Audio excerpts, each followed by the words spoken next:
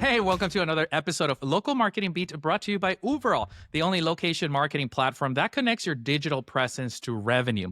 Today's guest is Celeste Gonzalez. She is the director of Roo Labs, the SEO testing department at RicketyRoo, which is pretty exciting. She's also a speaker at SEO conferences. Actually met her in person at Brighton SEO last year. So super excited to bring her on today. She has been conducting and sharing her findings about AI search and what does it really mean for SEO. So I'm very excited about this episode. I think we're going to be having a blast geeking out. So what is the beat on Local Marketing Street this month? Let's get into it. Welcome to the show, Celeste. Hi, Christian. So excited to be here. And so sad Yeah. you won't get Brighton SEO this year. I know. Yeah. I mean, I started getting the hang of it. I went to last year's. It was awesome. It was a lot of fun. And then this year, vacation / work from anywhere. I'm going to be in Southeast Asia for 2 months and is literally leaving the day off for the day before. So, but hopefully, take a lot of selfies and pictures and have a blast out there because Brighton is a great event. And I mean, have fun on vacation. That's always really nice.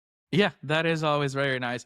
Not so much when you have, because I'm going to Vietnam and countries around it. So it's not so much when you have like 11 o'clock at night meetings, but it's still great, right? So Yeah, exactly. with all the things that are going on in search and specifically AI, how do you think that the future of local search looks like in your experience, in the experiments that you're running, even in your early findings? Because obviously, and I like to give this disclaimer, right? It's like still early, it's an infant product and experience. So we're all learning as we go. But based on what you've seen, what does the future look like? So based on what I've seen, but I'm also going to come in with the perspective of being a Gen Z marketer and, growing up with this technology, that basically we're in the age of instant gratification. People want their answers. They want their information. They want it now. And, with AI search being integrated on Google and on other tools, or people using, ChatGPT for things,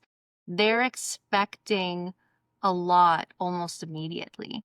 And we're seeing, that people's queries are just getting longer and longer. You can put more specific things into the search bar and actually get something that could possibly be useful to you. So with local businesses, what it looks like happening is that people are getting more specific in exactly what they want. So like, let's just say matcha, very big, everyone is always Oh, talking yeah. about their matcha places and stuff. So, let's say you have a matcha shop and I live in LA, so I want to go find one nearby me, but I have certain things that I'm looking for. Maybe I want some sugar-free options. I want to be able to mess around with the sweetness level. I want it to be like a strawberry matcha, and I want it to be, somewhat close to me. So I can put that all into one search. I can say like, I want a matcha place near me that offers strawberry matcha and sugar-free or low sugar options, or I could edit my sweetness. And you're going to be able to see that because Google or ChatGPT, whatever, is pulling in from so many different places at once to give you what you're looking for. And before, you would just look up for matcha places near you, and it was on the user to do that additional research and finding out, okay, do they have sugar-free options? I need to go to Yelp to look at a picture of the menu to see a strawberry. You don't have to do any of that. It's all going to give it to you in one go for the most part. And, again, like you said, we're still learning and these things are still developing. I think it's only going to keep progressing over time, especially with the personalization announcement at Google I/O this year.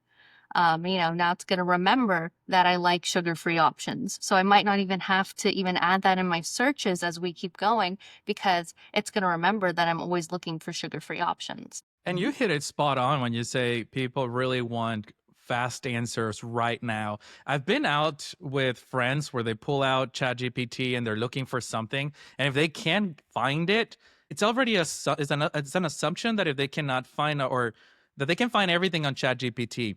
Yes. So there's this level of upsetness, right? Like you can see on their face, they get mad if that local business that we're looking for to show it to me or to show it to someone else is not showing on ChatGPT. And I didn't say anything, but it was hilarious because it's like, dude, like this is this local business doesn't know, they're probably not optimizing, they're probably not doing all these things.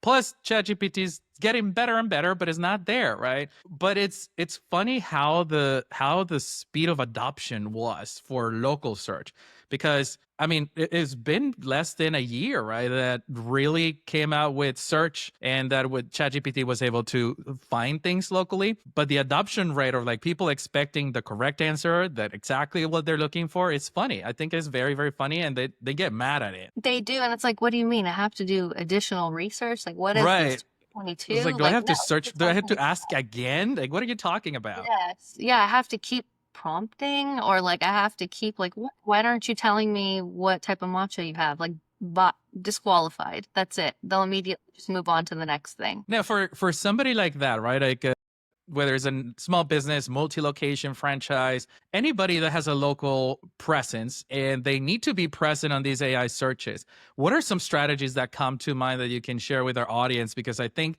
this is where the biggest question is right now. What else can I do? What am I missing? Or what do we know works, right? So what's your take on that? Is there any strategies that come to mind that you can share with the audience? Yeah, so I would call it just like information overload. I think this is time to overshare, and those things that maybe you think are not that important to share with your audience, no matter where, it's time to share it. And you need to have all types of information. So it's like, I had mentioned with just with the matcha example, like sugar-free options. Maybe you don't actually get that many customers who ask for sugar-free options. Maybe, your sugar-free syrups kind of just sit on the shelf for a lot of time, but it's like, well, people don't know that you have those options. And, with people just wanting to have that information instantly, you've got to make sure that that information is out there. And, that can be out there. Sure, have it on your website, have it on like the menu there, but have it on your social media. When you post pictures on Instagram, you post a picture of matcha for the day, just like, oh yeah, and we have sugar-free options. Mention it in the captions. On TikTok, put it in the video, like in the text with the transcript, put it in the description, wherever possible, like that you're sharing with your audience, make sure that it is known so that way it can get pulled in. And the experiments that you guys are doing and that you're leading this department, have you seen any uptake on actual consumers using AI for local search? And I'm talking like the matcha example. I'm talking about maybe a local home services. I'm looking for any type of home services. Have you seen any uptake or anything that comes to mind that shows why this is a real thing that local brands need to be on top of? Yeah, so like in Google Analytics, we do see it. There is some traction going on there. It was still not like the main adoption.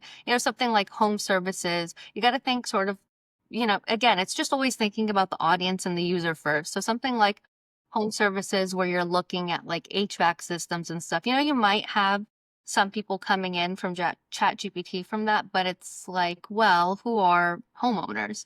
They are typically older. They're not necessarily using the technology in the same way that Gen Zer is. Gen Zers were not all homeowners at this point in our life. So I'd Yeah. say, it's very audience dependent. It doesn't mean that you should discount it if you do have, an audience that's maybe not going to be using that type of technology. But if you do have those younger audiences, absolutely, you're going to see that. This is actually pretty funny as well, because I don't think we've done an interview with another Gen Z. I'm hardcore millennial. So, we're very set on our ways, right? But I find it very funny, like in for your generation, or even if you just want to go into your personal side of things, are you more inclined into doing AI search versus, because I've always been very surprised with people searching for local things to do, local restaurants, or things like that on TikTok and Instagram, and then just going more visual searches versus, text. What is your take, like personally, and if you want to go at it personally, Yeah, but also the generation, what is your take on that? Because I've always found it fascinating. definitely. Like one thing just in this conversation, I guess, with SEOs as well, with like AI search, that I think isn't really being talked about enough is there's AI search in TikTok and Instagram now. So like when I go to look for things like if I'm looking for that coffee shop or that matcha place, whatever, I work from home as well. So I want to see a nice atmosphere in the cafe, like, they have good Wi-Fi, whatever. I do go to TikTok to search for these places because I want to see them. I want to see the food immediately. I want to see the drinks immediately versus a traditional Google search. So now TikTok has like AI overviews where if I could look up, coffee shop places in West Hollywood, it'll give me an AI overview of like, 5 different places. It'll pull in some information on like, oh yeah, this drink is mentioned a lot, or like reviewers say this, because they actually have reviews in TikTok now too. They pull in Google Business Profile and I think like Yelp ones, but now users are leaving reviews in there because there are places. So I think, with Gen Z and like I had a vacation with one of my best friends and we met other people who were around our age there. When we were looking up places to go, yeah, people were searching on TikTok because they wanted to see what it was like first and be able to look at the user generated content and see other people talk about it. Other people be like, oh, this is what I ordered. I think it was really good. And, read the comments because the comments are where you can get like the real honesty on people's videos or opinions of places. That's super interesting. Again, I'm not a big TikTok user, like, like a good millennial. Not to say that all of them don't use it, right? But I'm all into Google Maps, ChatGPT. And it's always been fascinating because I see my siblings use it. I see younger friends use it. And I don't know, it's just in my mind, it's like, I don't know how I guess AI adds that layer of conversational. So maybe it's going to be easier for me. But in my mind, it was always keyword based searches, right? So it's like, I'm not going to go on TikTok and enter a keyword. I'm sure as you're searching for hashtags, it's a little bit different. I never really adjusted to that.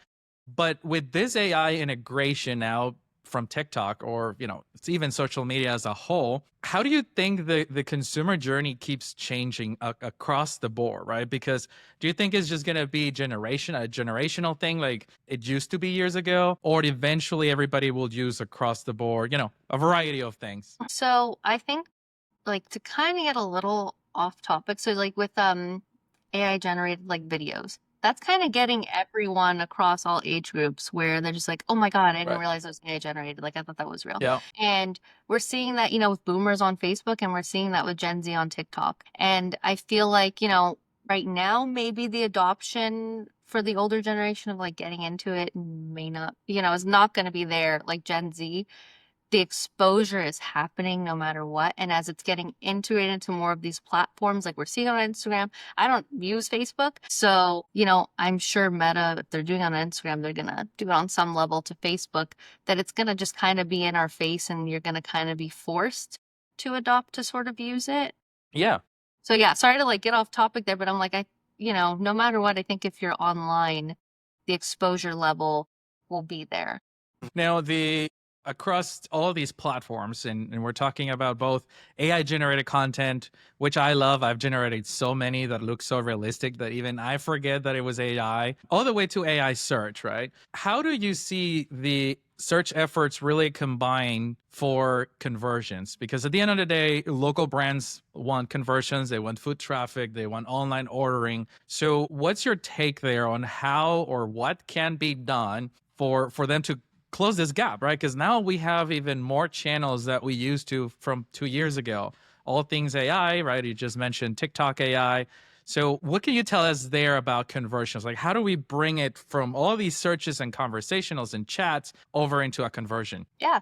So, just like we had talked about with sort of like the information overload needing to be there, people are searching up, they could put a whole paragraph in there of the things that they're looking for and expect that quick answer. And, the businesses that want that foot traffic, those local businesses with like actual storefronts, like they have to get with it on overloading people with information about their business. And, like there was a coffee shop. So I went to UC Davis and it's a college town. So lots of coffee shops everywhere. When I went, there was one that had their tables split.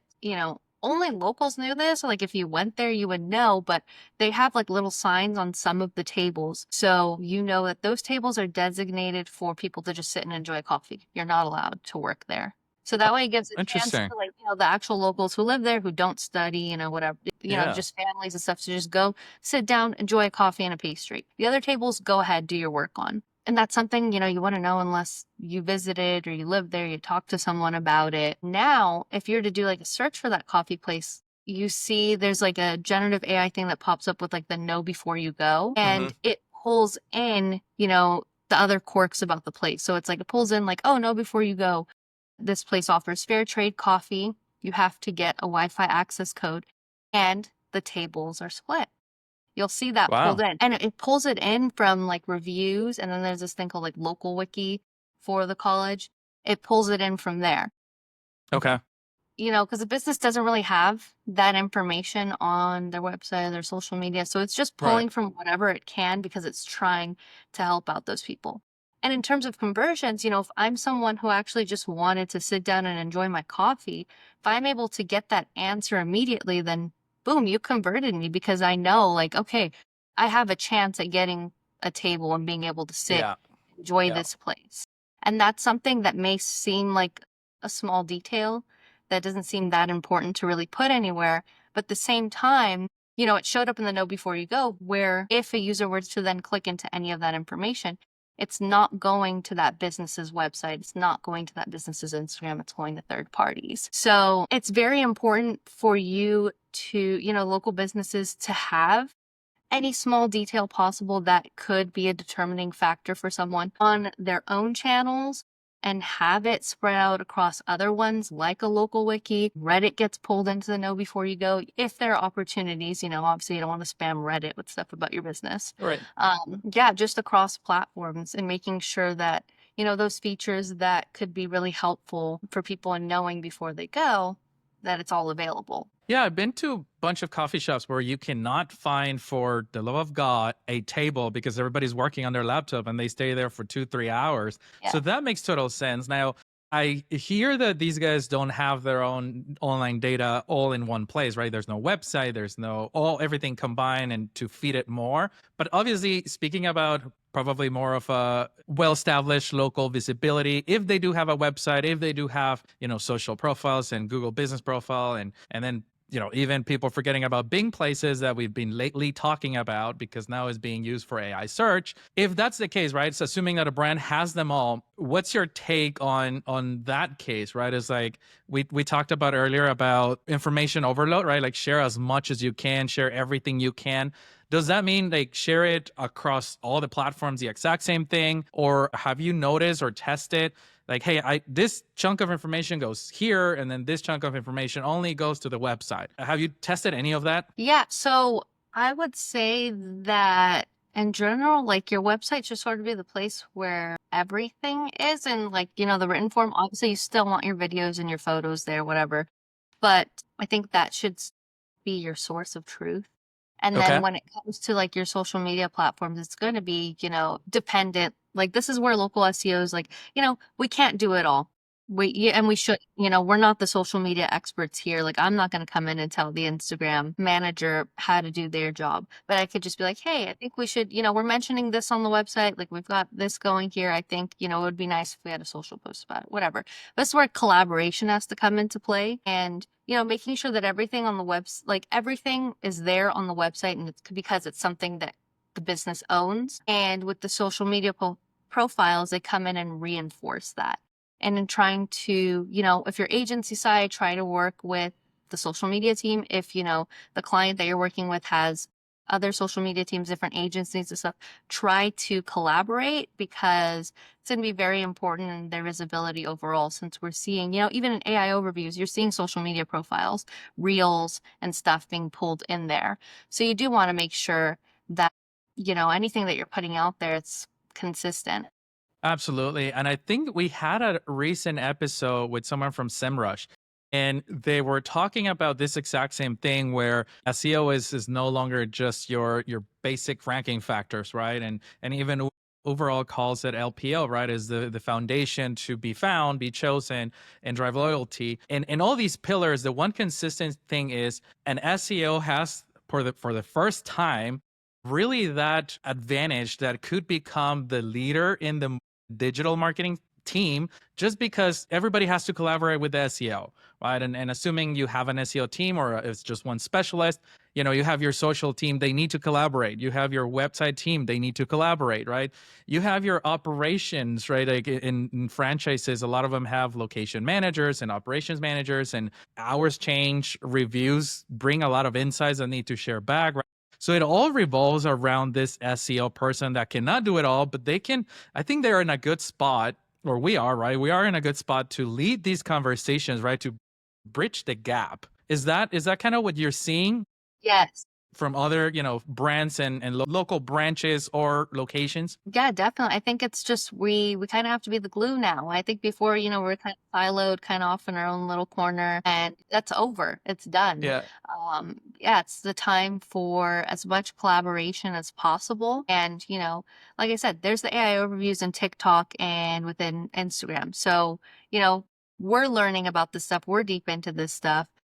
Social media team, they're learning about it. It's coming for them too. It is something that we can share notes, share what we're seeing. They can share what they're seeing. And, it's time for us to, yeah, like you said, bridge the gap, get those teams together, kind of change up the way maybe we're doing reporting and seeing how that's working. And then, at the end of the day, having those teams unified and bringing that to the client and, getting that level of communication with them as well. Yeah, yeah, no, absolutely. Now, to wrap this up, if you can give us a one key takeaway, which I kind of know the answer to what you're about to respond, just because it came up multiple times already. But in one sentence, what's that key takeaway that we can give our local brand managers, our audience, on how to improve visibility for AI search? Well, you said you already know what it is. It's just information overload, really, at this Yeah. point Yep. in time while we're learning, those systems are still developing. It needs information to train on. So you've got to give it that information. And information doesn't just mean, a bunch of text on the website. It does mean photos. It does mean videos. It does mean using structured data to mark those up if you do decide to embed or place them on the website. And unification across those channels, and in making sure even the smallest details that you share on Instagram are also mentioned on TikTok and on the website. Awesome. Well, thank you so much for making the time to come talk to our audience today. I think this was very valuable. I want to hear from everybody in the audience. Drop it in the comments if you try any of these things, if you're going for the information overload. Let us know how it goes, right? We're still testing and learning. But Celeste, thank you so much for being here. I would like to say, if there's a way for people to connect with you or follow what you're doing, I know you're going to be at Brandon SEO later this year, actually coming up, right? September 2025. How can they connect with you and follow you? Yep. I've got LinkedIn. I think like the URL at the end is just like Celeste Lilly, but you can look up Celeste Gonzalez on there. It should pop up on Blue Sky. I think I'm Celeste Lilly or Celeste X Lilly. And I'm also on TikTok, Celeste Lilly, and Lily is spelled Lili. So yeah, I'm also on there sharing on TikTok as well. So if you're ready to jump into the video space, you can go meet me. Awesome. Again, thank you so much, Celeste, for being here. And thank you so much for watching. If you haven't smashed that subscribe button, go ahead and hit it. We have a lot of new interviews coming up in the next couple of months that are going to be pretty exciting. So you don't want to miss those. And with that, thank you so much for tuning in today. I'll see you on the next one.